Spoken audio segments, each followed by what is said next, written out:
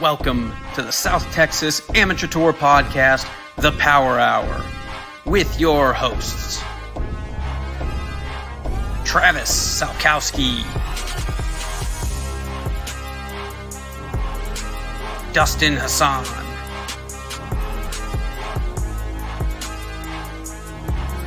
Casey Graham, Jason Bird, and Michael Germanuelian.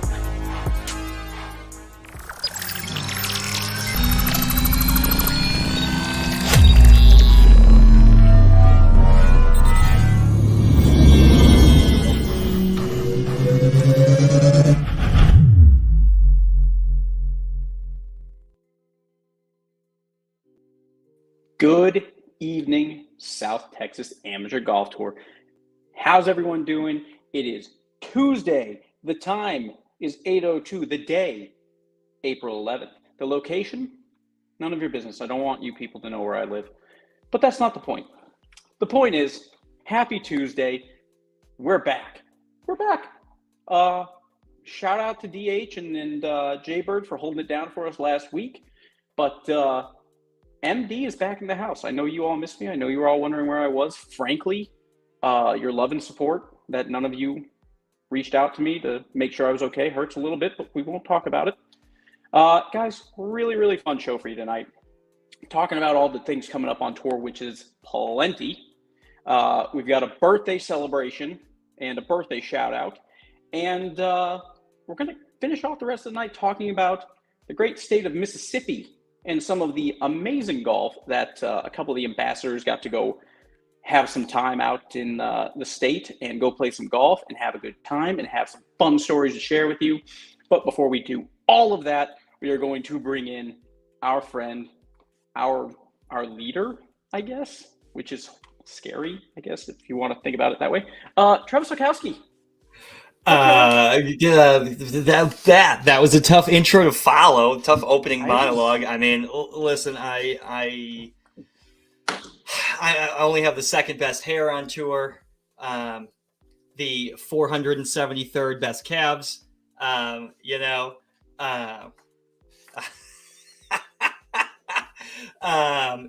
It's gonna be a great show.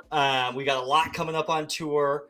It was a great weekend this past weekend. As MD alluded to, we were out of state playing some golf, scouting a potential future tour travels trip.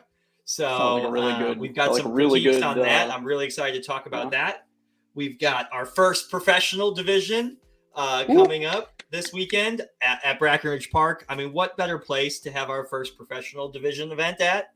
The birthplace of Texas golf, gives the South Texas Amateur Golf Tour professional division and Travis Salkowski the chance to write the first winner's check. I think that's part of Brack history. This will become. Whew. It is great. Do or do not. There is no try. So we're getting deep now. Who said it first, Yoda or Travis? I was gonna give away a prize for somebody who could tell me who it was without looking it up, but we can't do that anymore. I honestly, if people had to look that up, I don't want them watching the show. Well, true. I understand. It's an aggressive take, but I don't care. But yeah, lots coming up. Professional division this week. We've got sold out 2-person best ball at Brackenridge Park as well. We know they are fighting some course conditions. I know you see that in the comments right now. They are doing their best for us. With us in mind, I speak to them every day as we try to put together the best tournament conditions at every course that we bring the South Texas Amateur Tour to. We constantly communicate with our partners at the trail to provide the best possible tournament experience for our golfers. They value our golfers and we value them. So we're going to continue to work together and provide the best possible course conditions. I know we finally got some fresh water falling from the sky this past weekend. We definitely did. That's kind of like a little partial segue, but we'll talk a little bit about how the rain impacted our weekend here in a bit. But we got Jason Bird coming in. Jay Bird, welcome. Oh, hi, Jason. Jason Bird, tell us about your day. I had a good day. Perfect day. Beautiful day. Absolutely wondiferous.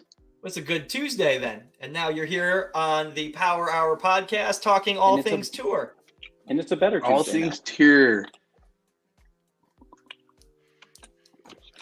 Do or do not. There is no try.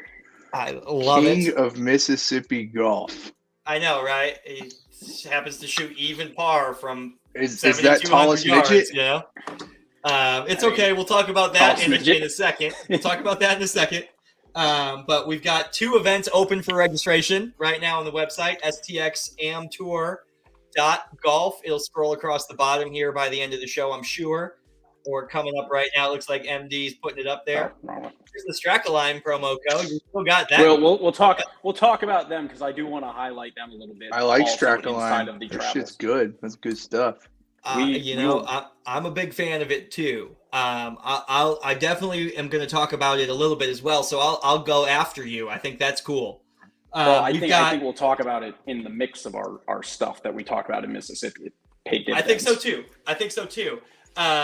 We've got Stroke Play at Northern Hills on April the 30th, open for registration. There are only 25 spots left for that event. There's only 25 spots left. That is going to sell out no later than this Sunday at Brackenridge Park. So that is a standard points event, third to the last event of the spring season. We're on event 7 this weekend already. Mind blown. Just flying. I mean, it's 45 days until Tour Travels 23. We're going to talk a little bit about the excitement building up for that. Just amongst the ambassadors. So I don't know what the guests are feeling like right now, but we're getting close. We're starting to see some Facebook posts from Kohler. You know, snow's melted. April 22nd, first day open. Grass is growing. Tee sheets open. I mean, it's a cool time in Midwestern golf. And then, so 25 spots left. 25 spots left for Northern Hills. Stroke Play, April 30th. stxamtour.golf. Either the calendar or the sign up now page. Gets you to that website to sign up for Northern Hills. That is event 8. Only 25 spots left. 25. 3 weeks out. And then one more event open for registration. This is our first time going back-to-back weekends this year. May 7th, alternate shot, Cedar Creek. Open for registration. stxamtour.golf. Sign up now. It sounds like a lot. There are 35 team spots left, but that goes fast. That goes Do we go back to back at all this year after this? I think this might be the only time. I think it's the only one. There might be one. Do you know why it's the only one? That's why.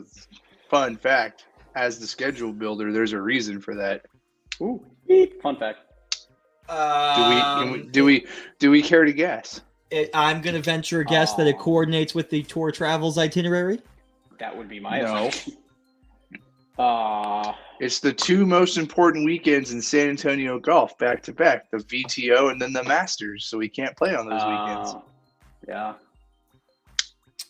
That'll do it. It's good looking out. That is the detail of the chess match that is building the schedule.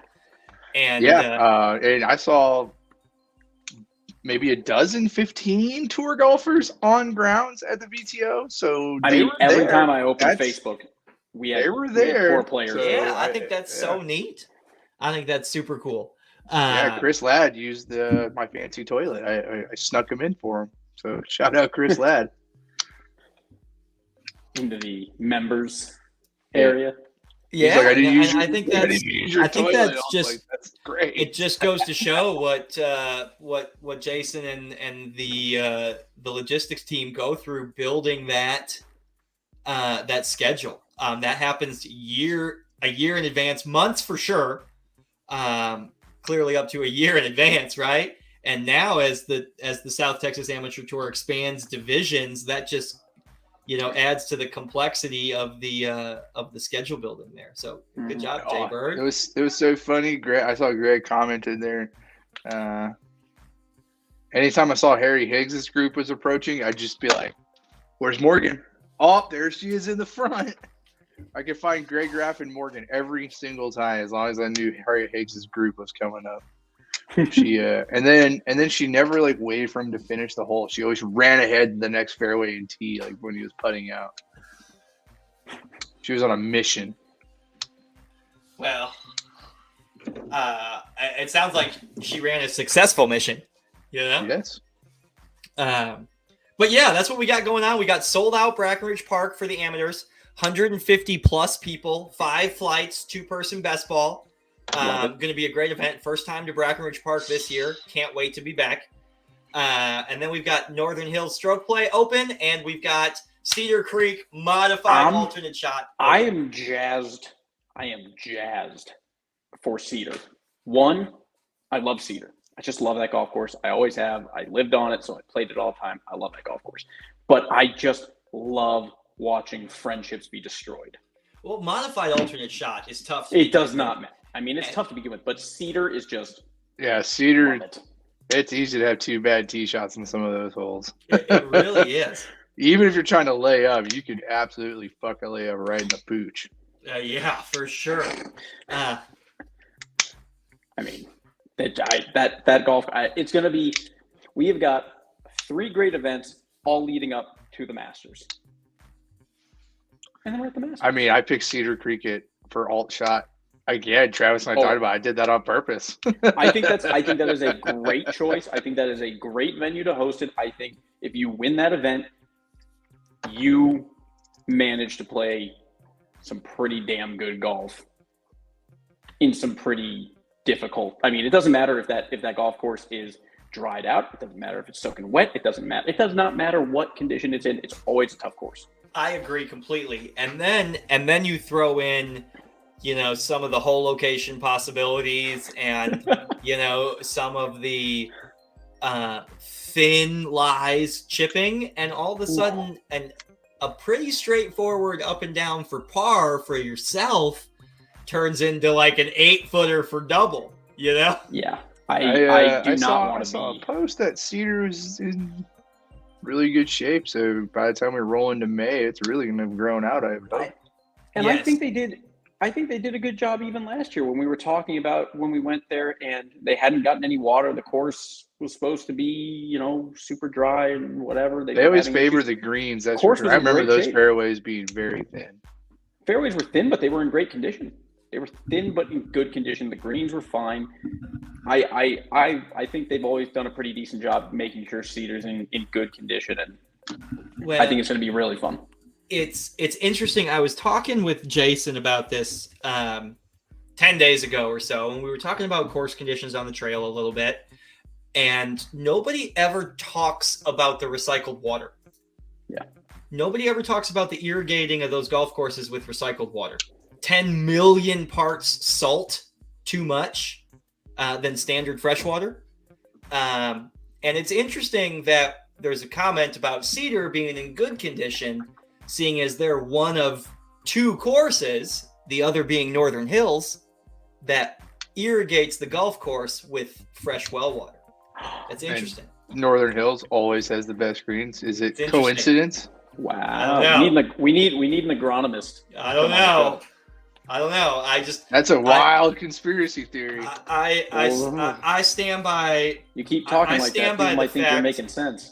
I know. I stand by the fact, as a course operator there for a long time, that you irrigate in a drought with poisonous water, and then you put a chemical on to get rid of the poison, but you flush it out with more poison.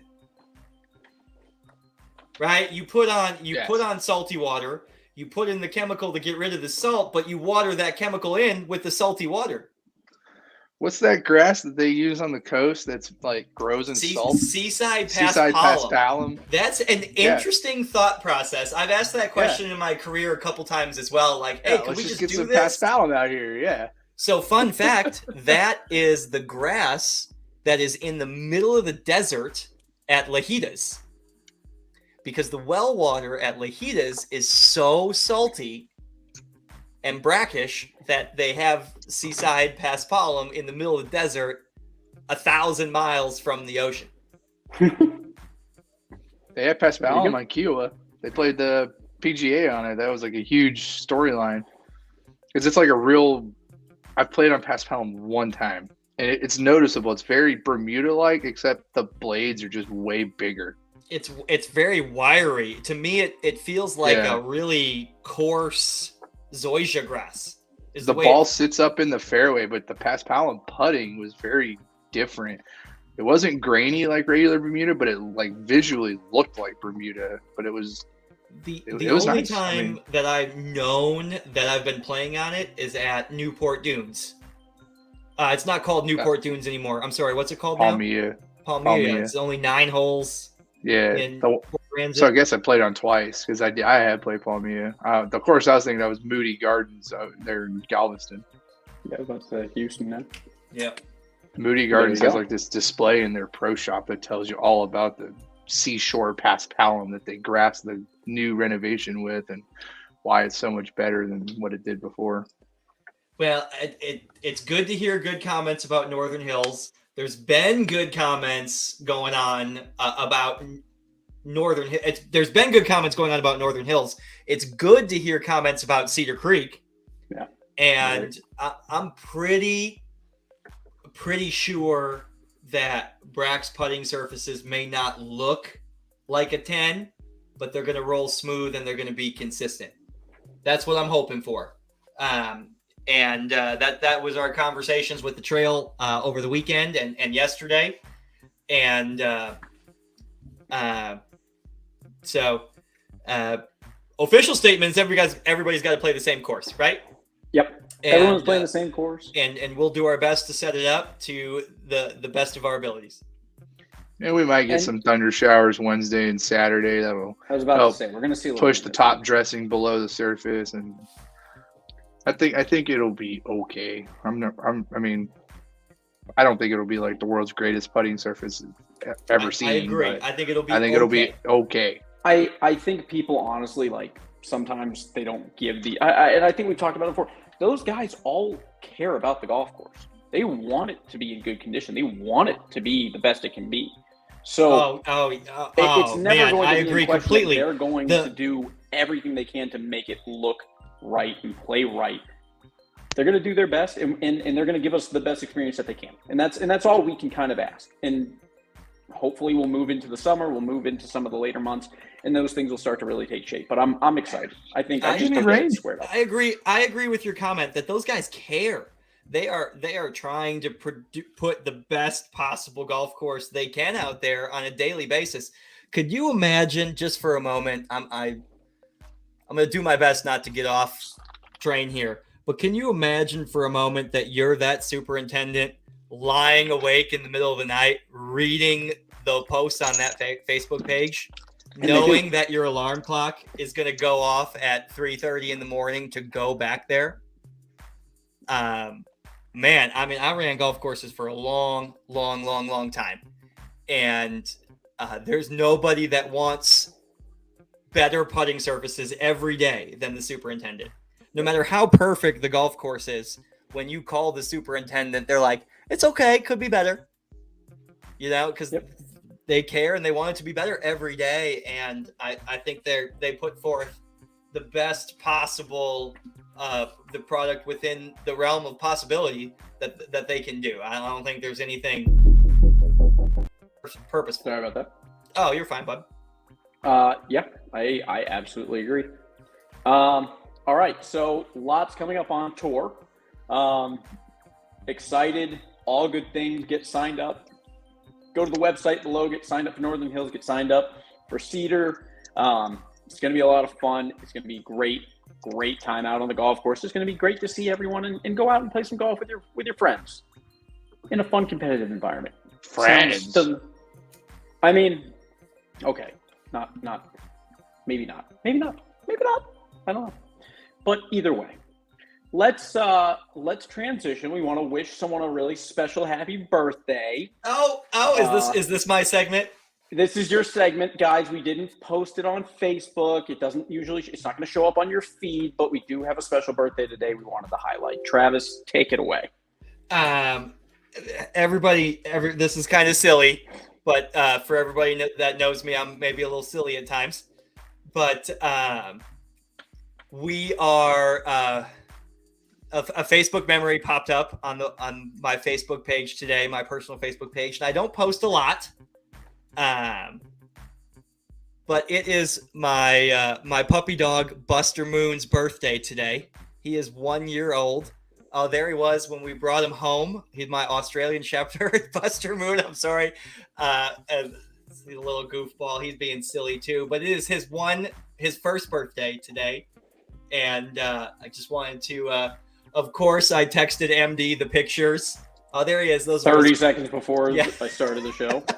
30 seconds before the show started. I'm like, hey, buddy, can I wish my dog a happy birthday? And here's some I know pictures. how much you love last-minute pictures and trying to figure stuff out. Would you be able to get these on? So, yes, it is Buster Moon's first birthday today. Thank you for putting up with my BS. I appreciate that. Buster Moon. All right. Let's talk about mini tour travels, Travis. Let's set the stage. Where did we go? What courses are we playing? Where are we staying? Okay. Mini tour travels. 4 of us were in Mississippi last weekend. Myself, MD, Ambassador Casey Graham, and Ambassador Micah Carroll. And I like to take ambassadors to potential tour travel locations, right? I know the ambassadors are going to give me honest feedback. I know that the ambassadors are going to have a good time. I know that the ambassadors are going to, simulate what we would do on a tour travels experience trip with actual guests. So we can get a feel like, can we do this? Like last year, Jason, myself, Casey, and Dustin went to Red Sky Ranch. And the 4 of us had a really cool time. And I was hanging out with Jason afterwards, and we both looked at each other at the same time, and we're like, we can't bring 24 people here. There's no logistics. We can't do it. And it was it was a cool place that we went to. 2 courses in the top 100. Just this really cool, awesome destination that logistically wasn't going to work for what we do. So that's kind of what I'm looking for on what we call mini tour travels trips, right? And the 4 of us went to Biloxi, Mississippi last weekend. I know that sounds luxurious. We stayed at an MGM property, which was Beau Rivage. It was an awesome 4-star hotel. Absolutely great. Casino, 5 restaurants, top notch, really, really good. Right on the water in Biloxi, and 20 minutes north of the hotel is the 40th ranked course you can play in the country, Fallen Oak. And it was amazing. It was amazing. Fallen Oak Golf Club, number 40 on the places you can play list. That's the Golf Digest list. That's the one we use for our publications and our marketing and that type of stuff. And we played Fallen Oak, and then we played Grand Bear, and then we played Shell Landing. So we played 1, 4, and 6 courses ranked in the state of Mississippi. A Tom Fazio design, a Jack Nicklaus design, and a Davis Love III design. And I'll tell you what, I think that Fallen Oak would be an amazing tour travels trip. It is a this is funny statement. Before we jump onto the golf course, I think we need to talk about that part where we leave to go. And the part where we can definitely talk about our trip for sure. I was just gonna say it's an easy flight and easy car ride away. Right, it's a direct flight to New Orleans and an hour and 27-minute drive at 1 a.m. Yes. The golf course was amazing. The customer service was amazing. Fallen Oak, for anybody who is looking for a quick, easy, relatively easy weekend getaway, Fallen Oak and Beau Rivage in Biloxi, Mississippi did not disappoint. 10 out of 10. Hotel 10 was 10 out of 10. Food and beverage in the hotel was 10 out of 10. Customer service was 10 out of 10. And the golf course was pure with 37 Rs. The greens were solid 12 and a halfs. Pool tables. I got some video of it. I mean, it's just amazing. MD has a ton of pictures, and we'll talk about our experience here right now. But anybody looking for a weekend trip and a potential future tour travels location, Beau Rivage, Fallen Oak, Biloxi, Mississippi. Greg Graff. Real quick, Greg, you are not getting the same water pressure. You are certainly not getting the same restroom experiences that you get. That's trash. The restroom experience at Destination Kohler is world class. Adequate at Biloxi, but would be like a 2 out of 10 compared to Kohler. No $9,000 toilets. Like there was no touchscreen to flush the toilet. No one was more disappointed than I was. But I'll tell you what, all joking aside, really cool place. It was awesome. I really liked the golf course. I played okay. I didn't score great, but I played good. All things considered. I mean, our travel day on Thursday was brutal. It was brutal. To go out and play 36 holes, to shoot what we shot based off our travel day, absolutely adequate. Absolutely adequate. I think running off 3 hours of sleep, totally good golf by us. I agree. So you're right. So we were supposed to, our trip was supposed to be this. We had a 6 a.m. direct flight out. Actually, it was like 5:25 flight out. We so meet at the airport. First flight out. Direct flight to New Orleans, rental car, hour and a half drive, brunch, hour practice session for our 1 o'clock tee time. Like super casual day, like the most casual freaking travel day I've ever logistically planned. And couldn't have been a simpler plan. We meet, the four of us meet in the blue parking garage, level 3 at 4 a.m. At Station A. Our 5:25 flight gets delayed until 6:30 at 5 o'clock. For a light bulb issue. And then it got delayed until 9:30 for the weather. And then they still hadn't fixed the light bulb issue the next time. And that's when we made the decision to change flights, right? It's the one time that traveling with Jason Bird is beneficial, because he would have been like, we're changing flights immediately at like 5:27. Snap decisions are made with Jason Bird. Yes. I mean, you could have seen the maintenance plan the night before. They would have had to report it. Okay, you need to stop right now because we're all going to get mad. So, so we made a decision at 9:30. 10 o'clock, yeah. To take a 10 o'clock flight to Nashville that's going to land in New Orleans by 2:00, and Where our clubs and luggage is bags supposed will to be there beat for us us. there. And we could still drive to the golf course and have a good practice session and sneak on the back nine or whatever we were going to do, right? So we do that. We run down the airport to another gate because the flight's boarding, right?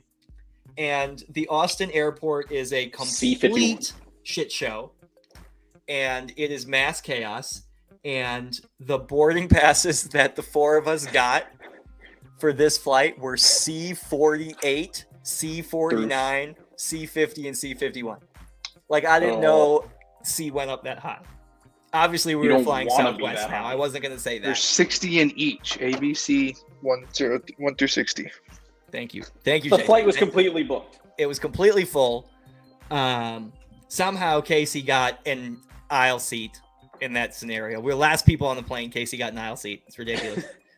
But so we go to Nashville, and then we get on we have like a 45-minute layover, maybe something like that, right?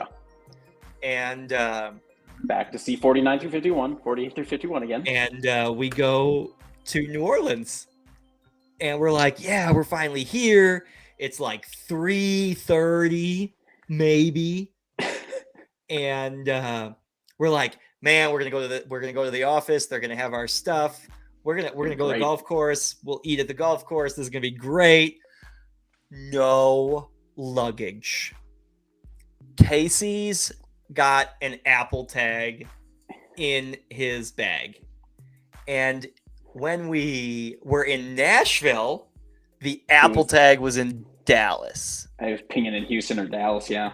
And then when we got to New Orleans, the Apple tag was pinging in Houston. Yeah. So naturally, Casey's pissed, right? Like I'm much more chillax and non-confrontational in this situation. Micah needs to sit in the rental car because he's going to kill somebody. And I'm just going like this. And just MD's kind of the is comic fine. relief. And Casey did an amazing job, everybody. Everybody that's watching right now, Casey was so good. amazing.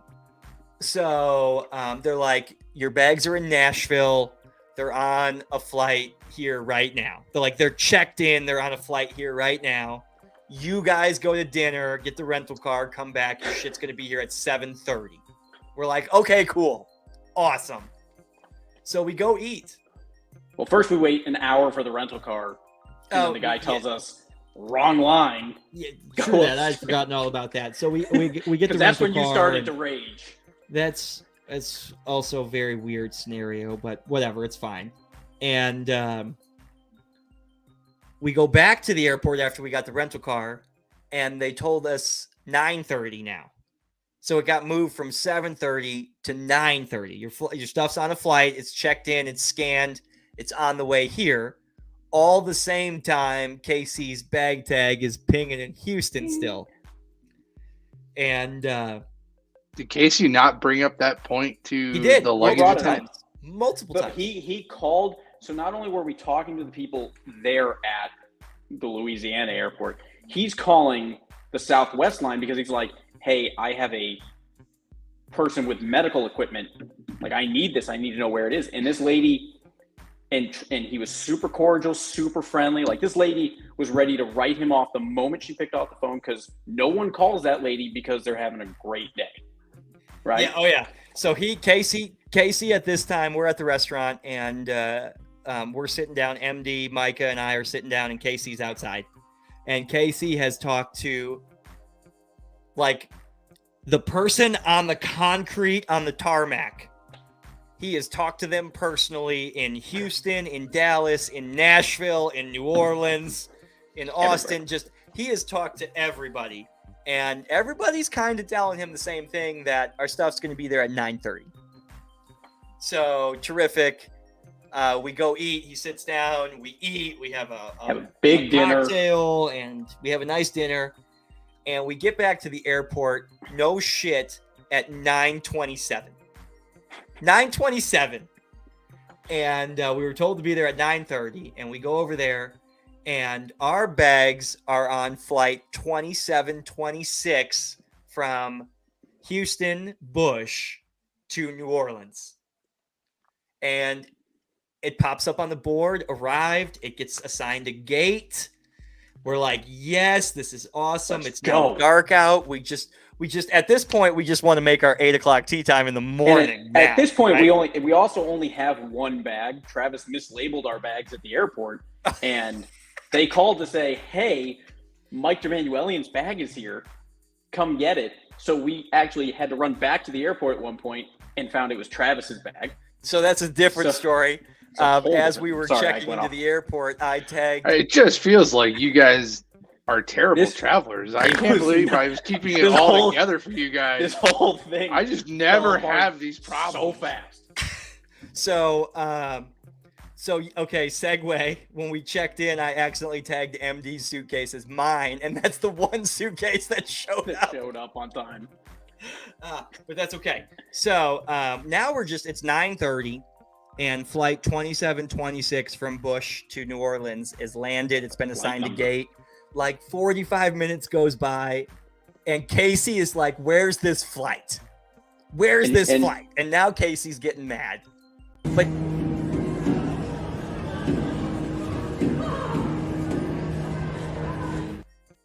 that was a quick video of Casey in the airport. Holding clipboard. Did a fantastic job. I don't want to downplay that enough. He was amazing. He was the Rock. He was so good. As the ocean waves were breaking, he was the Rock. And an hour goes by and no flight, no bags, no people from flight 2726. Right? No people, which is the weird thing.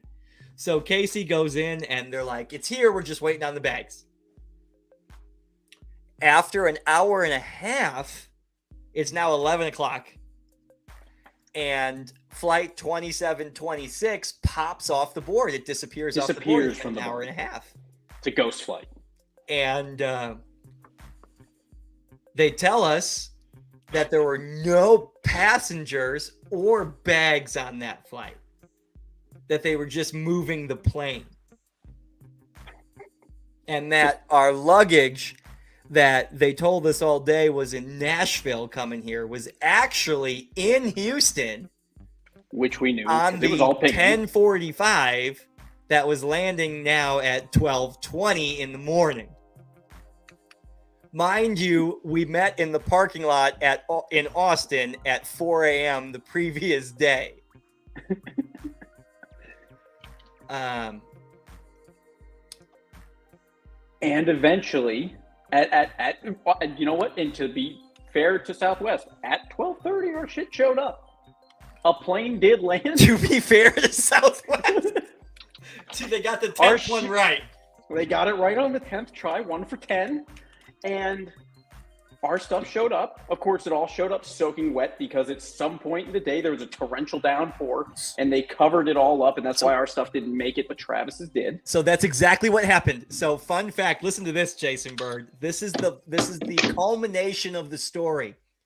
Our stuff was getting loaded on a flight from Houston to New Orleans at 2 o'clock in the afternoon. It was going to beat us, but they weather code redded it right as my bag got put on the plane, and the rest of the bags sat out there in the rain on the tarmac. Like it got soaked, they covered it, they got off the tarmac because of an emergency, and then the plane eventually left, and that's what happened. So we get all of our stuff at 12:30, all of our bags, all of our clothes are wet, our clubs are soaking wet, everything's soaking wet. So it gets better. Minus Travis's clothes. It's great. My bag showed up early, so my one bag's normal, and my golf clubs must have been on the bottom because my bag wasn't wet at all. And MD's like wringing out his grips, through the travel case, through the bag, and his grips are dripping, and my shit's dry. And I mean, that honestly ate up. We finally get everything loaded, and keep in mind, Travis, and Casey have been in the airport now for 3 hours. Micah's just been in the car, for half that time he was just parked Yeah, he was outside, just taking a in nap, front. posted outside. Yeah. And then he went to, like, I think short-term parking, and then took a nap. And I, just kind of did whatever. I had 60,000 steps that day because Yeah. I'm a pacer, right? I can't sit like MD We sat couldn't- and started working, right? Casey would look at me and be like, "Where's Travis?" And then Travis just on his phone. He's just like walking around, and like you couldn't keep like I I needed was to just put a doing bell laps on and him or laps something. and laps at the airport. I had 60,000 steps easy. It was crazy. So they paid for and your then- dinner, right? No, they didn't. I told Travis after the fact. I was like, they probably should have paid for our dinner. That's in there. They would have been legally compelled to, yeah. Yes, Yeah. like because we at that point we're all so tired, so delusional, and frankly, 3 out of the 4 people in that area are really, really angry. We just were like, okay, let's just get our shit and go. After that, the ride was easy. There was no traffic getting out, and it was an hour. At 2 in the morning? What's up? No traffic at 2 in the morning? No traffic It at was- 2 in the morning. We left at like 1 Perfect. o'clock. Plan that one We good. left at about 1 o'clock and flew through, no traffic. Took like an hour and 22 minutes. The Shout out. exit off the highway into the Beau Rivage Resort is really, really cool. It's like a loop-de over the ocean. Over the And it coast, comes yeah. back right into the. And shout out to the people at Beau Rivage for hooking us up, like letting us do like a kind of a check-in thing where they kind of let us check in at 2:30 in the morning, and didn't really charge us kind of for that night. Like they kind of took care of us in a sense, and then Just we the got to stay morning. the second night. Yes. Yeah, it was. Wow. They made it seamless, and they were nice and they were empathetic, and I'm we sure went they to deal bed with for a enough couple Southwest hours. customers. They're used to it. And I'll tell you what, the minute we rolled up to the gate at Fallen Oak and stepped out there and hit a Pro V1 range ball on pier After shit and 3 hours of sleep. and putted on those greens, nobody remembered Thursday. No. It was that good. That's how good the course So was. good. Like, should we pull some pictures up of that? Yeah, let's roll through some pictures, MD. Let's show Jason Bird what he missed. So this,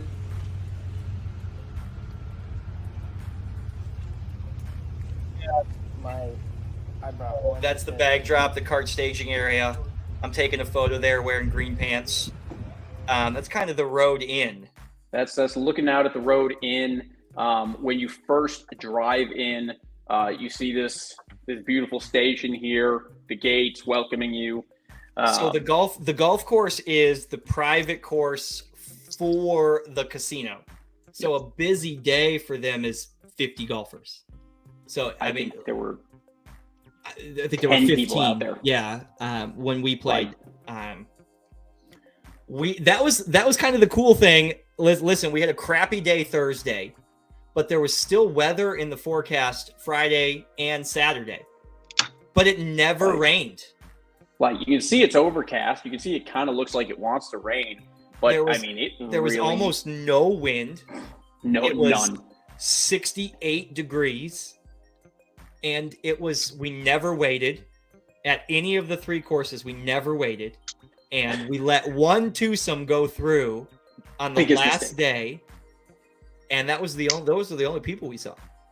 Those were the only. I mean, we got scared at during that second round because we're like, it is so empty. It was like, eerily. when is the attack coming? Like, Yeah, it was creepily quiet. like I mean, I'm way down the fairway, and I'm like, what a trash shot Travis just hit, and he's like turns like, what? What did you say? Like you could just I mean, hear. it was so quiet. I mean, it was crazy. But like I said, Fallen Oak, I totally recommend it. What else do we got from Fallen Oak? And We got a really beautiful picture. This is a picture shooting down the 18th fairway so that's as you're coming in. that's the 18th coming back towards us. You can see the flag right of the tree. Casey is taking this photo. This is a picture from Travis taking a picture of Casey taking a picture of the 18th fairway. It kind of widens it a little bit more grand scheme, like, hey, this is the full range. But we'll take it one step further. Here's a picture of me taking a picture of Travis, taking a picture of Casey, taking a picture of the 18th fairway. it was, I mean, just beautiful. Like, this is the stuff that entertains us, by the way, gentlemen. Everybody, it's Inception. It's a dream within a dream within a dream. Like, it was just perfect. Like, I could zoom in on the picture of Travis, and on his phone is a little picture of Casey. But yes, super pure. What else do we got, MD, from Mississippi Golf? We've got, let's see, we've got some opening tee shots. Opening tee shots? I love opening tee shots. So, and keep in mind, 3 hours of sleep. We got a little range time. Everyone hit the fairway to start. It was great. So There's my mute. I unmuted myself. This is Micah Carroll. It is dead still. First drive, down the left side. And we had the marshal was there, and he was, kind of giving us a quick layout of like, giving us that he clapped for everybody, the history. Yeah. Super, super cool. Casey. I love the red pants. I love that it's just the course was so fresh, like the wet dew on the grass. You could see where they kind of rolled it, and like, it was just awesome. Travis hit the driver great all weekend. And then MD played great golf all weekend. We tapped into something there. Real compact, real tight, real powerful. There was no 20-yard push on that one for sure. It was a weird weekend for me, golf wise. MD played the best golf I've ever seen MD play. It was mistake free. It was really cool to watch. The green complexes were really difficult at all three golf courses, where if you were long, it was almost always not good. And MD's got family coming in. Yeah, I've got Emma here. She's drawing and sitting in the office with me. I love it. It was great. As you were. So yes, I'm sorry. Let me continue to talk about how good you played. He hit the tee ball great, was in play, and then advanced it to the green complex, either on the front edge or just short. So his little pitching wedge bump and run shots, or his one stop check dribble shots, were always uphill, and they were always into the grain. And he was always in control. And it was mistake free. It was great. I played amazing golf, what I thought was amazing golf, but I just could not get the ball in the hole at all. I had 6 lip outs in the first round, 6 of them.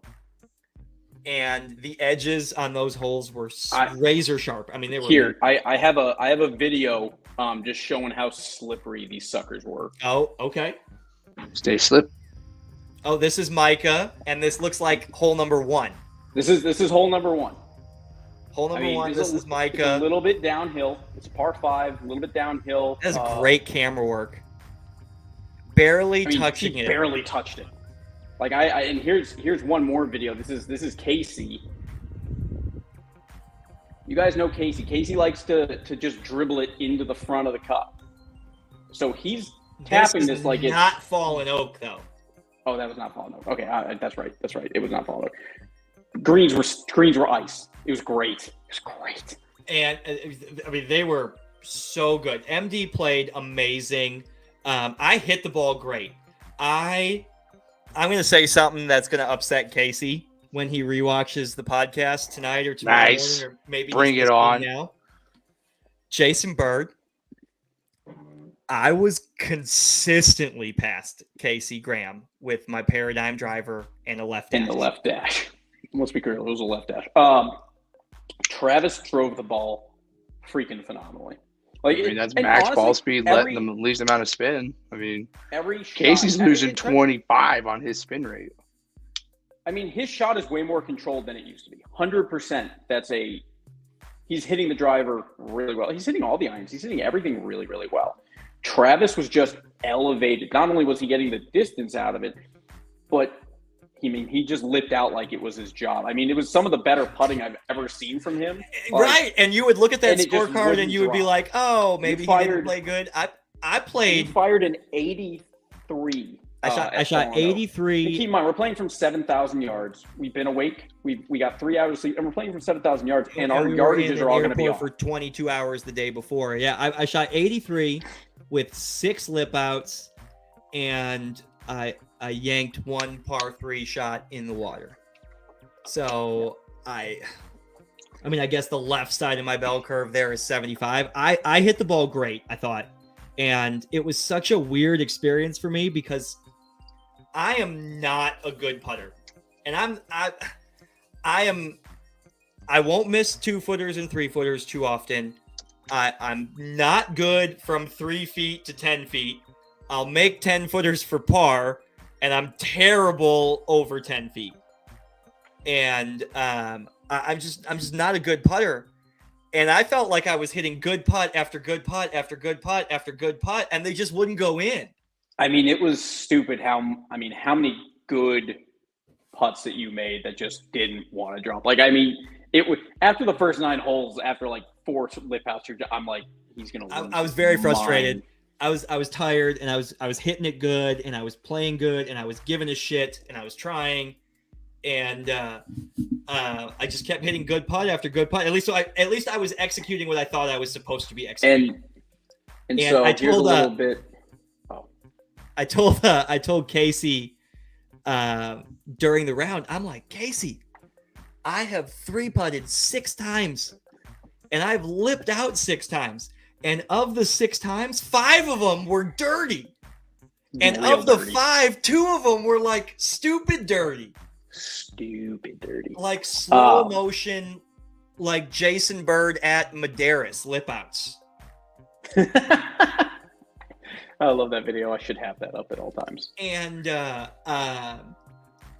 I can't stress how awesome the property was enough, though. Here's some more. Yeah, let's see I some more definitely pictures. wanna show. So this is the driving range. You and I are there getting warmed up. You and I got in the cart and we're like, let's go hit balls. Let's go get warmed I was up. impatient. I was ready to go. I was feeling it. I love going to list top 100 golf courses for the first time. I do. Yep. Great chipping area. The putting green was super scary.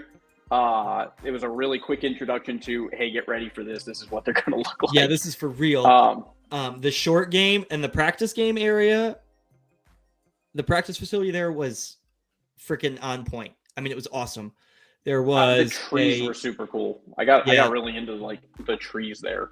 There was a pitching green. Look at that tree. I mean, that's amazing. Look at the fallen oak tree. I love that. They had this was one of my favorite holes out there. I think this was number 3. No, this would be number 4. Excuse me. Was it number 4? What number 4 was it? Yeah. Oh, I take it back. Excuse me. No, it was number. I think it was 2. It was 450. There's the. What am I doing here? Yes, something like that. I think it was number 4. It was like 440-yard par 4. Slight dog leg left. Really cool shot. Every hole location on this course was stuffed. Everyone was stuffed. It's like this is a really beautiful like resort-esque course, but we're just gonna throw it every time. Every hole location was just inaccessibly difficult. There's a good back down the fairway. Back down the fairway. I think this was hole, I want to say 14, par 5, up the hill, a little dog leg left. And the bunkers down the right side. The landing areas were super wide. But they really didn't nice. look that way from the tee box. It looked like you were coming out chutes, hole after hole after hole. It was a really cool experience. Yep. And then just kind of reading through the greens. I mean, honestly, like it was this course. I think out of the 3 was maybe the most open, where you could have some misses. I like Shell Landing too. I thought Shell Landing was very great. fair off the tee. Grand Bear I thought was very narrow off the tee. But Grand Bear was super narrow. Grand Bear was tight. Grand Bear, Jack design course. you want to jump over to Grand Bear real quick? Yeah, let's just scroll through some pictures from the weekend. Oh, there's Casey. Bear's Den, when you walk in, beautiful pro shop, very log cabin, cool kind of vibe. Kind of Disney Wilderness Lodge type thing going on. Yeah, like kind of a Great Wolf Lodge style. Really cool facility. Hospitality was great. That's looking out onto the 18th. Course conditions were okay. It by all means wasn't fallen oak, but it was fine. Yeah. I like that it went to and you and I talked about this a lot, the difference between fallen oak in the style of course going into Grand Bear and going into Shell Landing. Shell Landing, you and I both agreed, like it had a very South Carolina-esque feel to it, felt like. Yeah, it was different. It was on the coast. Shell Landing was very right on coastal the coast. There was much more water, palmettos, much more pine straw. I thought Grand Bear and Fallen Oak felt a little bit more inland. Of course they were, right? But it felt a little really bit more hilly, deciduous trees, a little less swampy. Yep. We played Grand Bear. I think we played it from the. I think I bitched out and I was just like, I don't want to play it from all the way back again. Let's go play it. Which is a great point. It was the second round of a day on 3 hours of sleep after 20 hours in an airport. And I think it's okay to not beat yourself up all the time, And it's not like we didn't play it super short. We played it 6,800 yards about. Jason Bird, what are your thoughts on that? When you travel, what tees would you recommend our tour golfers play when they travel? Like what? Depends on what kind of experience they want. I think you play it. I think have fun. I think everyone's different. I don't want to play short courses because I want the challenge of longer courses. Not everyone sees it that way. Other people want to play it up and make birdies and whatnot. But the way I look at it is, I mean, I don't need to make birdies to have fun, but other people are different. So I don't. As long as you play faster than Patrick Cantlay at the Masters, I think you can just play wherever you want. I thought that was a pretty cool scene there with what's his face chipping on the green. Yeah. Yeah. I mean, I think when you go play, like, if this was my second time playing these courses, okay, yeah, maybe I'll go play completely tipped out, like, and not worry about it. I don't necessarily do it like you do, like at Kohler. I don't necessarily think I'm going to go play from the back tees. I might go play it, one up or something like that. To be honest, this weekend was a really great test for me to be playing from 7,000 plus yards because we did play 7 plus both 2 out of the 3 rounds. But like for never having seen the golf course, 6,800 yards, 6,900 yards feels at sea level though, at sea level, at 0 feet elevation. Which still played long. I mean, I don't think we had, for us hitting the ball as good as we did. I don't think any of us got on a par 5 in 2.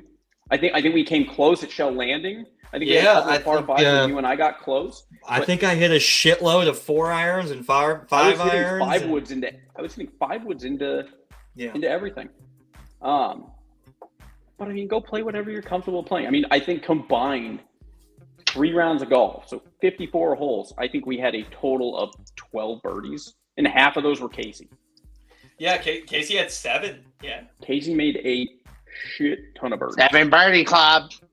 7 birdies, and he was just calling him. He's like, I'm gonna make birdie here. And he rolls in a 30-footer. I'm make this putt, and it's just. It's like I'm gonna try to not make double here. Yeah, Grand Bear. Grand Bear was a little bit different. There were some really cool holes. I think on the back 9 that we really liked. I wish we had got more pictures. And this is where I think this whole thing is where Strakaline comes in really, really big here, is because we had our yardage books, and so we're looking at this and we're getting a better understanding of, okay, this is what it is to cover, this is what it is to that bunker, this is what it is to that green. There was the really cool thing about Fallen Oak, and all these courses is we really didn't take any shot. It's not like going to play a golf course we play all the time where it's just like, ho hum, I'm going to go pick out my shot because I know what to do. Every shot we had to hit had to be a good shot and had to be a methodical shot. We knew what we had to carry. Yeah, I think all props. 3 courses were very much like that. There was no layoff hole. There was no layoff hole. Every hole was a, hey, you had to be here off the tee, and this is where you had to miss on the green, especially at Fallen Oak and Shell Landing. You had to be on the right side of those huge greens. Like every green at Fallen Oak was the size of number 3 at Almost Basic. Yeah. Every green. Yeah. And it was just so cool. It was just such a great experience. We were so like. That's still half the size of Mammoth Dunes. Yes, and Stream Song Black and Gamble. I mean, Sand. we had a great time, but I mean, like Mammoth Dunes was so much fun. But we were joking. We had a blast doing all this stuff, and we had a lot of fun this weekend. But we were super zoned in on every shot we hit. Like they're building another course at Gamble Sands. Did you read that? Oh yeah, you know I'm all over that. But we had a great time at Grand Bear. That's when I took a commanding lead over the weekend. Oh, there it is. Yes, MD Commanding. MD won the weekend.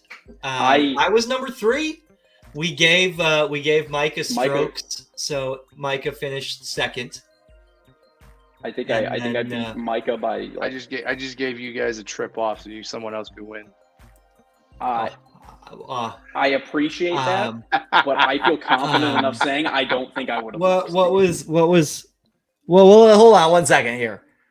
How many trips other than Kohler have you won?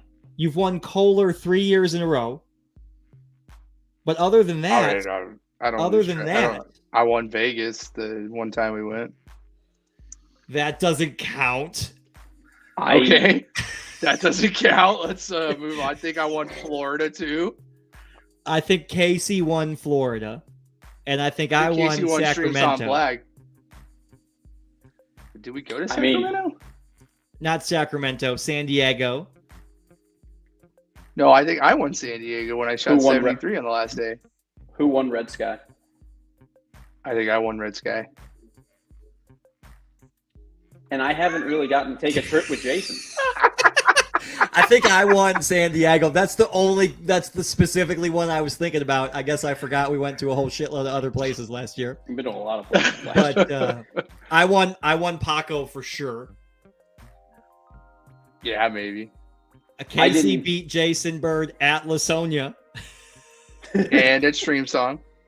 And at Stream Song Black. Yep. I mean, I think, did I clip you on the South course and then you whooped everybody on the North course at Torrey Pines?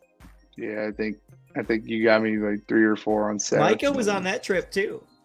Micah played well on South course. And then,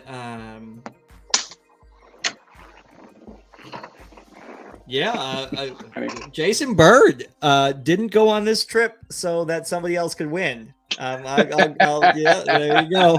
Jason Bird did it first. He did it better. I'm just up the best of being humble. MD, can you please get a photo of Jason, whether it's a golf swing or a screenshot of him right now, and kind of cartoon it up and get it to our merchandising department. Cartoon. We need that. We need that on a t-shirt. Department. I did it first. I did it better. Either the merchandising department. We got departments now. The merchandising department needs to put a special edition together. Jason Bird limited edition T-shirt. I did it first. I did it better. And you ever seen the T-shirt you ever seen the T-shirt Posey made with my face on it? No, I have seen that one. Yes. Yes, I know you talk to him all the time. I do. Yeah, I do. So we managed to get through Saturday, 36 holes, no rain, great golf.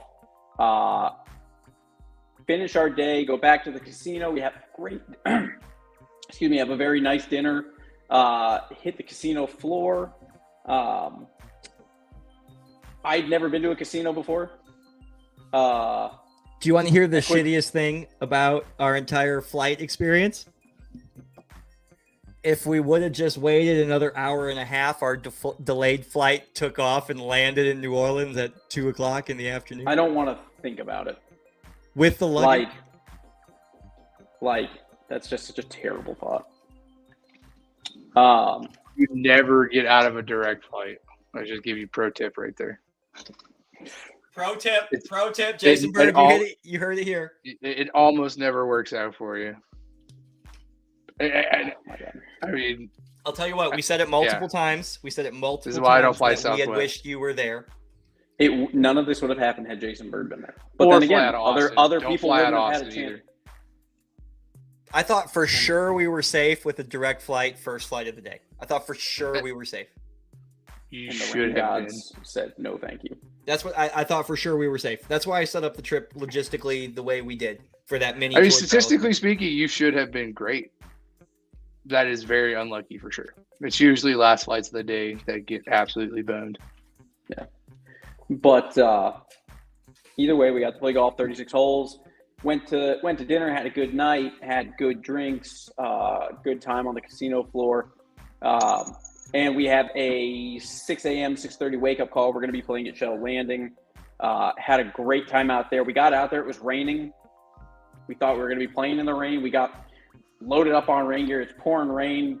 We don't hit any practice shots. We do a little bit of putting. Range is closed. Range is closed. We go to the putting green. The guy in there was super nice. Also let us know, hey, our greens are all 3-tiered. If you're not on the right tier, good luck. It was really cool because we were the only ones there. Only ones out there. Because, I mean, we're 25, 30 minutes outside Biloxi. We're kind of in the middle of nowhere.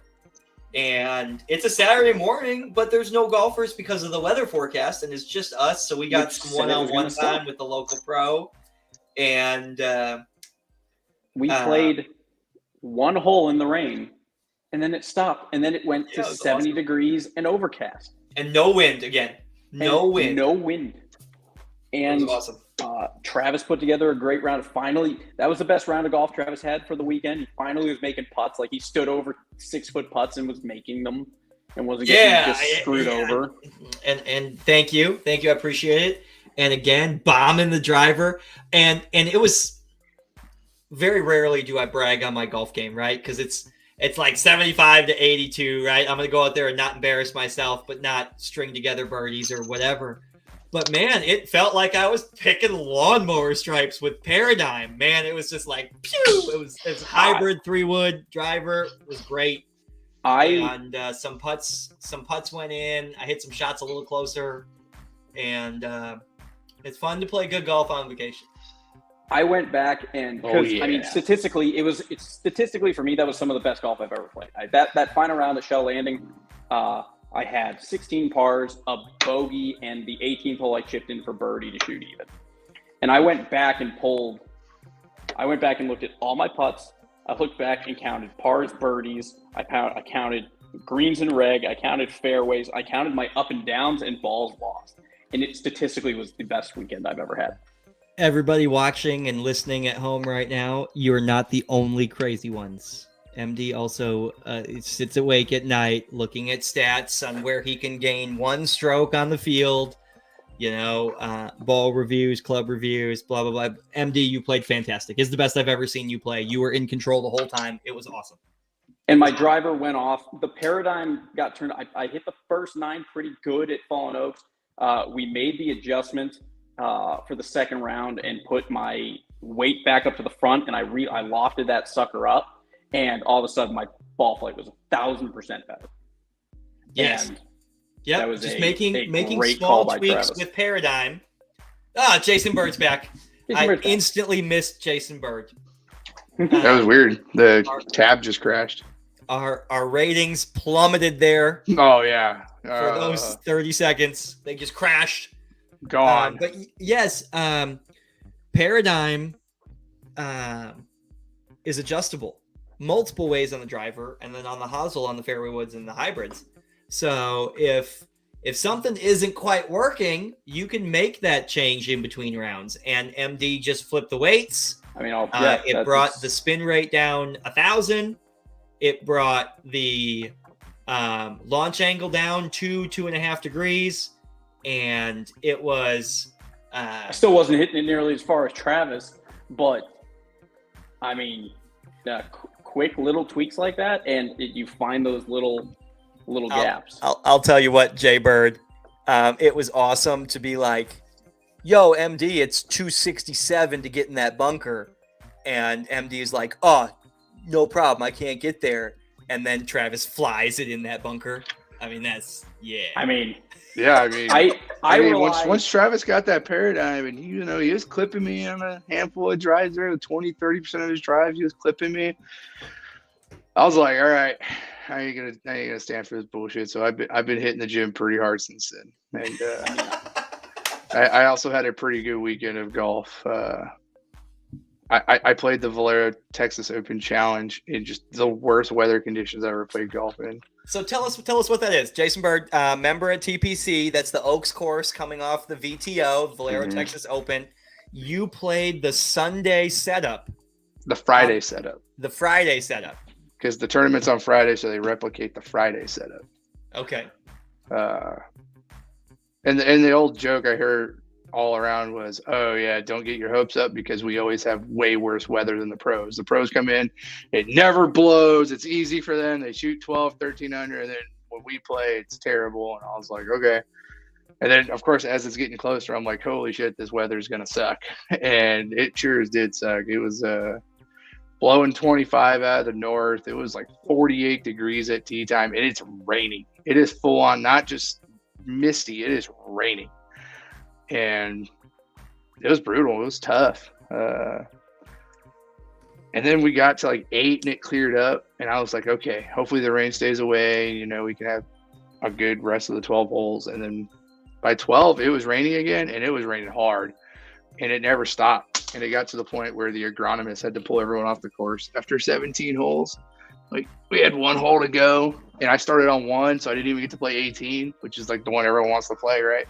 Right. Yeah. But I mean, I was playing with Patrick.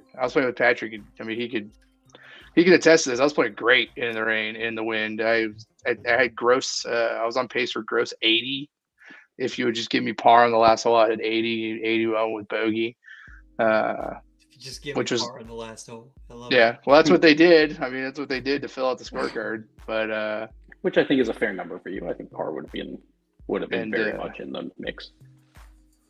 It ended up being low gross for the tournament, an individual score, and then I think tied low gross individual, and then we're off second place. Around, and Jason Bird's winning golf. The Valero Texas Open member shootout. Yeah. Member shootout. So yeah, Tyler and I got second place in the best ball. Oh, good for you, bud. Good for you. That's awesome. Yeah, and then the very next day was completely opposite, right? No wind, 75, perfectly sunny, or not the next day. The next day I had Easter family stuff, but Sunday I went out with Jeff Posey, and I was like, you know what? I'm going to play from those same tee boxes, and I want to see what the difference is in good weather, and shot 75. God, you're so good at golf.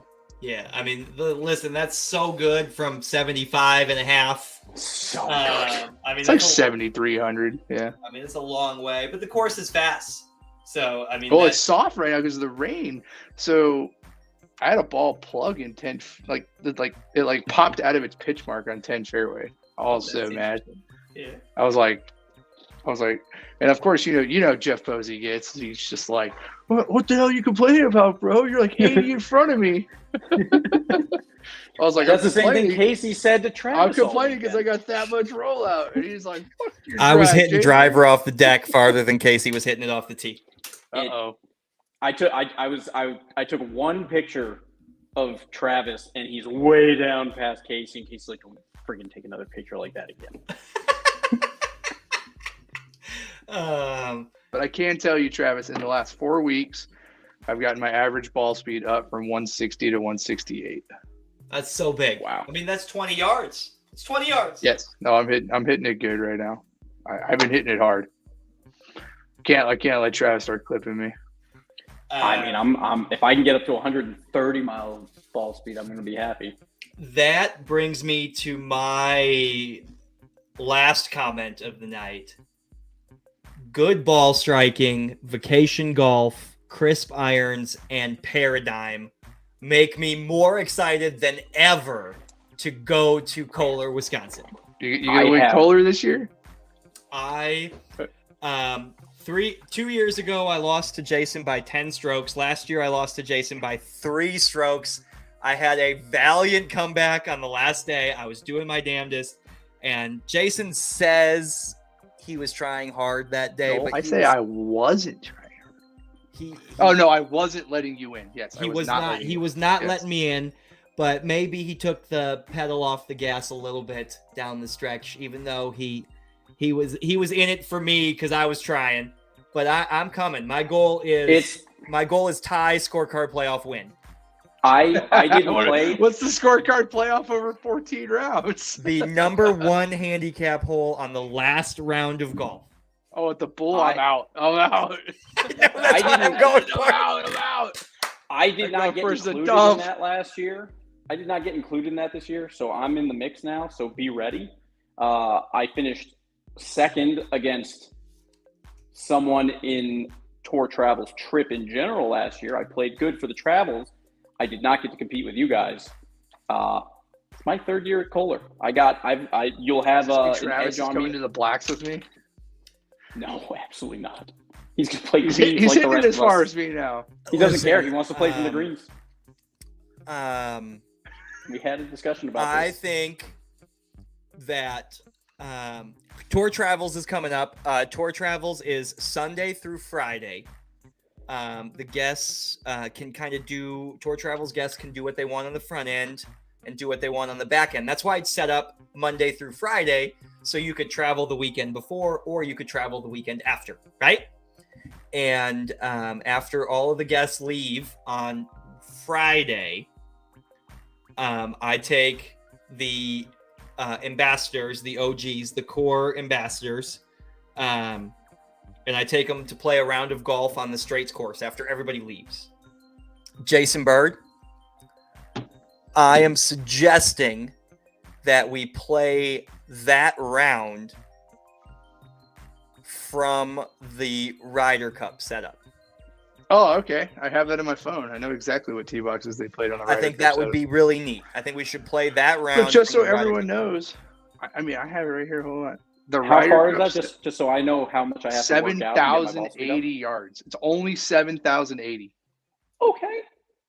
I think that's still good. I think that's short, so we can go. It's shorter than the blue tees. Yes, it is between the blue and greens at Whistling Straits. So we can do that, or we can go one pace off the back of the back. Play from 8,000 yards.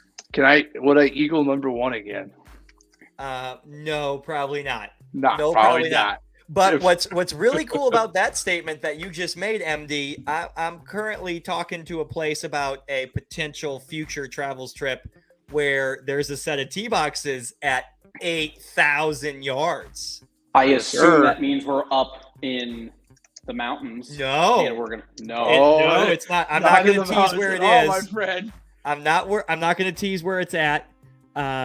Just because that elevation and it's 8,100 yards. In my mind right now, I'm doing this movie thing where it's like I'm in the gym and I'm sweating and I'm getting ripped and doing everything because I need to find the extra 10 yards somewhere, because I'm going to be like, I rely on Texas so much for my game of golf because I can roll the ball out a million miles. Yeah. That's how I rely on Texas. So I'm not even gonna tease where this place is because I've got my fingers crossed that I really want to go here.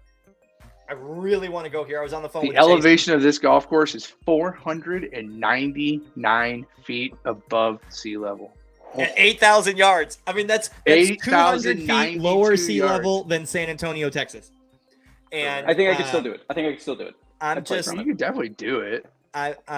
I don't want to tease it because I got my fingers Go crossed that confident. this one's going to work out. I'm very excited to go here. I was on the phone with Jason Bird today for about an hour, discussing it and going back and forth with the resort, and really, really excited. Hopefully this one pans out, and we have some really cool information coming up to launch on this year's Tour Travels trip. That I'm so ready for Tour Travel 2023 to Kohler. I have if you know me and Travis and the apparel and planning our I imagine because we're down to like 45 days before we leave. Yeah, I have clothes laid out. already. I have 10 sets laid out. Within the next week or two. Once I get my last bit of clothes in, it becomes okay. This is where I'm wearing the Friday before. This is what I'm wearing Saturday before. This is what I'm wearing Sunday when everyone comes in. And we route that whole thing out, and we'll take pictures and make sure no one's wearing the same thing, but also just give each other. See, I wait for those pictures and then I order the same thing. See, I knew it. That's what he does, everybody. That's why he does it on purpose. One time he overnighted red shorts to stream songs so he could wear them the same day I had red pants on. It's malicious intent. I mean, beep. I actually ordered those shorts before he ordered his pants. I just want to set the record straight on that one. I will tell you this, Jason Bird. I just sent you I'm about to send you a picture of them. If you want to order these and wear these, listen, as long as you're wearing totally cool. As long as you're wearing bullshit like Sunday Swagger and Bad Birdie, who doesn't make one shirt size that fits my fat ass, you'll never have to match me. I don't know if you'll fit in these pants. These are so this year I scaled back. I only have like 5 new shirts. I went pretty hard on pants this year. I just sent you a picture of the hot pink pants those I'm going to rock. I have that exact color in Puma pants. Okay, well, these are not Puma. I think MD's exactly right. I have 10 outfits. I have my Kohler outfits laid out already because I'm not going to wear any combination of those outfits here in the months leading up to Kohler. Exactly. I have all the shirts put aside and the pants put aside. What I'm wearing right now is almost certainly what I'm going to wear in Kohler. I need two. I honestly need 2 lockers at Black Wolf to house all my clothes so I can make mid-round midday apparel changes. Listen, bro, I'll give you 2 lockers. Don't you worry. Yes, if you want it. The one I'm wearing a Black Wolf Run shirt right now. I'm just gonna buy nothing but Valero Texas Open closeout shirts and just have a whole stack of clearance shirts for the Kohler trip. I'm gonna go all white shirts with the armadillo in the same color as my pants. I need to have. That's the only other thing I need to do is any of my shirts. That the problem is because I'm such a pattern shirt. Like all my shirts are super loud and super bright. I need to figure out what shirts I can have you sublimate logos to. Sure. We have an in-house embroidery machine as well. That's true. I do actually. I prefer the embroidery. I would prefer the embroidery. Well, guys, that puts us at an hour and 23 minutes. Guys, so much going on in regards to the tour. We've got BRAC this weekend, 2-person best ball. It's going to be a really, really good time. Follow that up. Individual stroke play, double points, at BRAC this weekend. Then we go to Northern Hills for individual stroke play. Follow that up by 2-person modified alt shot at Cedar. And then we're on to the Masters, and then we're on to Kohler. It's going to be a busy 6 or 7 weeks. But it's going to be super fun. Obviously, great weekend this weekend playing golf. Great time in Mississippi. Bird owned the Valero, which is great. And that's definitely how he tells the story that he won the Valero. Yes. Yeah, it's I won the Valero. I got a question. Since we're both playing Lasonia, is that going to count in the overall Kohler totals? I think that's good, right? I would say that MD, me and Casey get our better ball score against your 1 score. I don't need it. I'm just kidding. Four-man best ball. No. We were. I just gave you wrong information. We were playing Lasonia Lynx 2 times, but that is now changing. So we were just going to get our own better ball of the 2 times. Twice. I read reviews on that Woodland score. Apparently, it's a dump. So,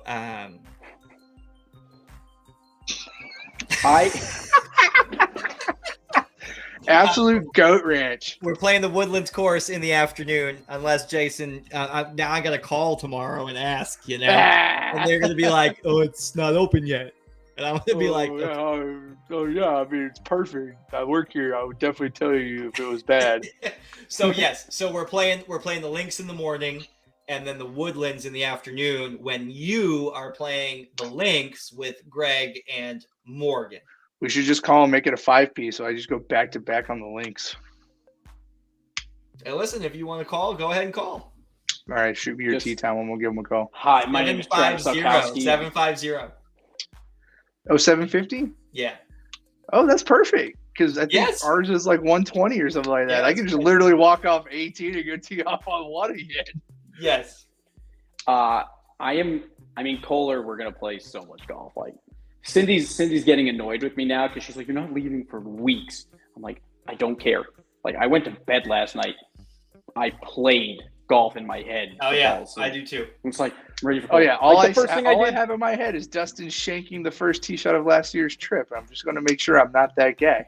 Yeah, I mean it's so important to hit. So important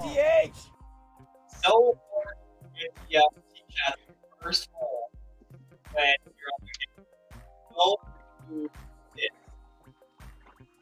You're a little choppy there, but it's bedtime. I'm looking forward. This year we're gonna get a million pictures. Drone will be in flight at Kohler this year. We've got fun competitions. We'll be going live. My goal is to pretty much go live, coming down 18 every round. Just about. I think we're gonna do a much better job this year of that. Yeah. Yeah. So it's gonna be a good time, but more importantly, we've got a lot of good things, and it's going to be a good time wrapping up the spring season, the first spring season of the South Texas Amateur Tour history books, which is going to be great. And again, double points next week. Every point matters. We're getting ready to go into the playoffs, or not the playoffs, into the Masters. Event 7, guys, it's so much going on right now. If you're not signed up for events yet, get your butt over to the website down below and get registered. We've got what feels like a lot of golf left to play is just not a lot of golf left to play. 24 spots left for Northern Hills. 24 spots for Northern Hills. They're going as we talk. So, guys, I'm gonna throw it out there. Travis Bird, closing thoughts before we shut it down for the night. Happy birthday, Buster Moon. My dog is 1 year old today. That's my around the horn. I look forward to seeing the largest field in tour history this Sunday at Brackenridge Park. I look forward to teeing off our first ever professional division this weekend at Brackenridge Park. Historic. That registration is open until Friday. There are still spots available. Even with the current field size, we are anticipating a 4-digit first place check paid that day to our local professionals.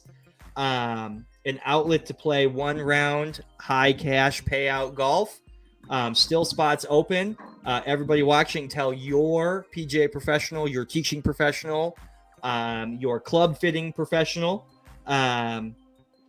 Really, really, really excited. I was writing the first notice to players last night to the professionals, and it was just different. It was really cool. I'm really excited for this. We have a big check. The big check got produced, and I mean, it's awesome. I'm so excited, and there's no better place for that for me. Brackenridge Park. A lot of people don't know that if you don't count San Pedro, Brackenridge Park was the first golf course that I was a head golf professional at. So between San Pedro and Brackenridge Park, that's whew, and writing that notice to players to my peers yesterday at Brackenridge Park was a really cool experience for me down the stretch there. That was really neat. That was my closing thoughts, bud. Jaybird, thoughts? Golfers should always play the firmest ball they can get a hold of. The obsession with soft golf balls is robbing you of distance. Left ash. Left ash. After playing this weekend, I have two sleeves, but I did order another box of left ashes coming in. Being discontinued next month. What are you gonna do? I mean, I don't I really. thought need that to was an play them. inline ball. When did that come out? No, they. Oh no, the that is new not- Pro V1 is taking over Yeah. that line. Yeah. The new Pro V1X is almost a left dash. Is that I not got 8 correct? I got 8 does of those Pro V1X coming with my monogram on them.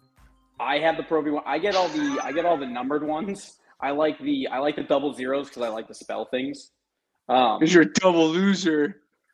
I like to do 007, boob, boo, zoom.